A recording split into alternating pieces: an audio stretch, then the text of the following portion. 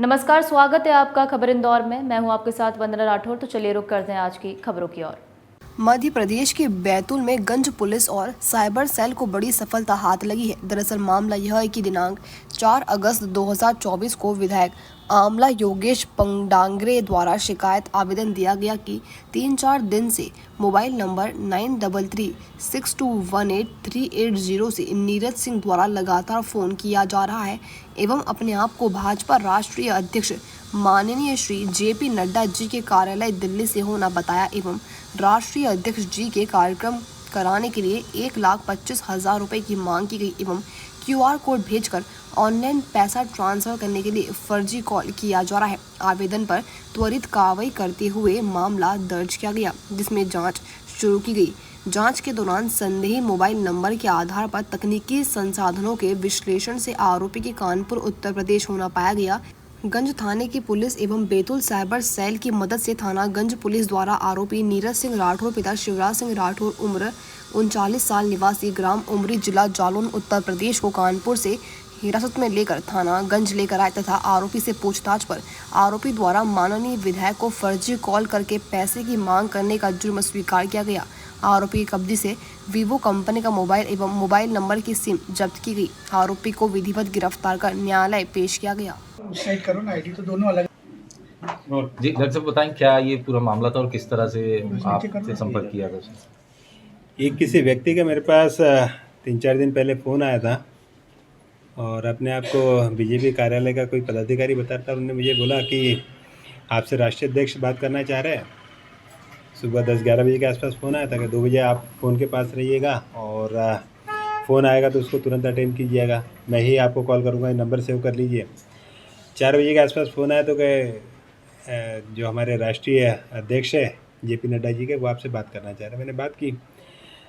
अब वो मुझे बोलने लगे कि आप 10 तारीख को आके मुझसे मुलाकात कीजिए, अभी हम लोग कुछ आगे का प्लान कर रहे हैं, तो आपको आना है और कुछ हमको सहयोग भी करना है। तो आवाज़ से तो समझ में आ रहा था कि फेक कॉल है और समझ में भी आता है कि इस तरह के लोग आजकल अपने सोशल मीडिया का और अपने ऐसे साइबर क्राइम इस तरह से करके दुरुपयोग करते हैं।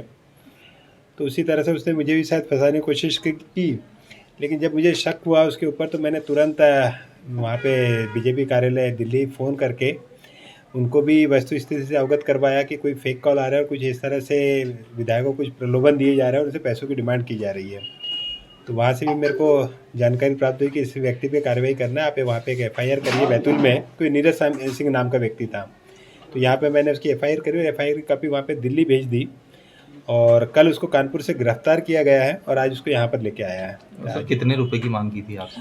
मुझसे 1.25 लाख रुपए की मांग कर रहा था और आज वहाँ पर जो पुलिस स्टेशन मुझे भी पुलिस वालों के द्वारा बुलाया गया था उसकी शिनाख्त के लिए और कुछ प्रश्न पूछने के लिए। तो मैंने भी उससे पूछा, मैंने कहा कहीं और फ़ोन किया, तो पता चला कि उसने लगभग अधिकतर विधायकों को फ़ोन किया है। मेरे भी कुछ मित्रों से बात की है तो उन्होंने भी बताया कि उनको भी इस तरह के फ़ोन गए थे और जैसे मेरे पास फ़ोन आया था मैंने तुरंत यहाँ पे गंगाबाई उइके दीदी को और चंद्रशेखर देशमुख को भी फ़ोन करके बताया था कि इस तरह के फेक कॉल आ रहे हैं।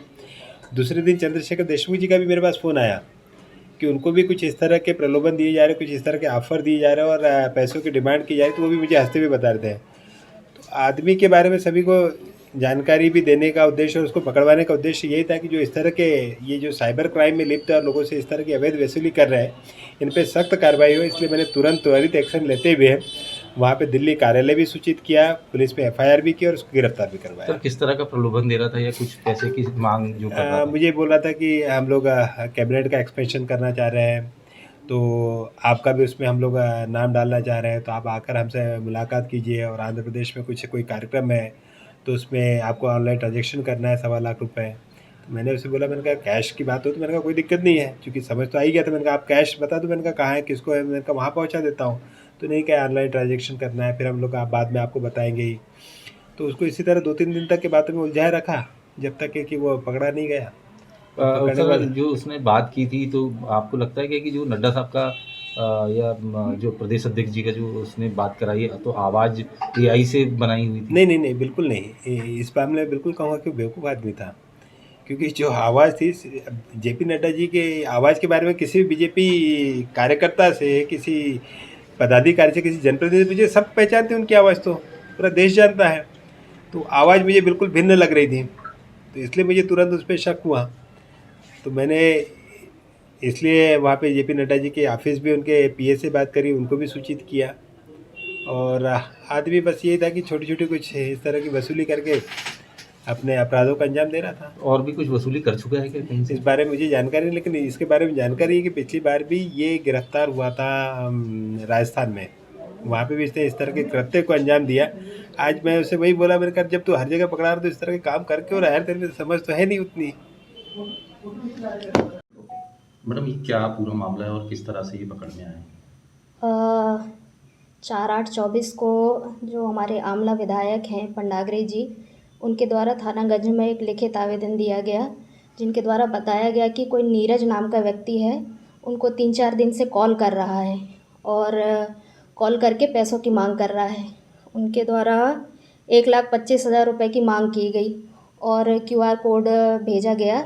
फिर इसमें तकनीकी सहायता ली गई, साइबर सेल की मदद ली गई, जिसके द्वारा आरोपी को कानपुर से गिरफ्तार किया गया और आरोपी का नाम है नीरज सिंह राठौर। ये जालौन उत्तर प्रदेश का रहने वाला है, जिसको न्यायिक हिरासत में भेजा गया है।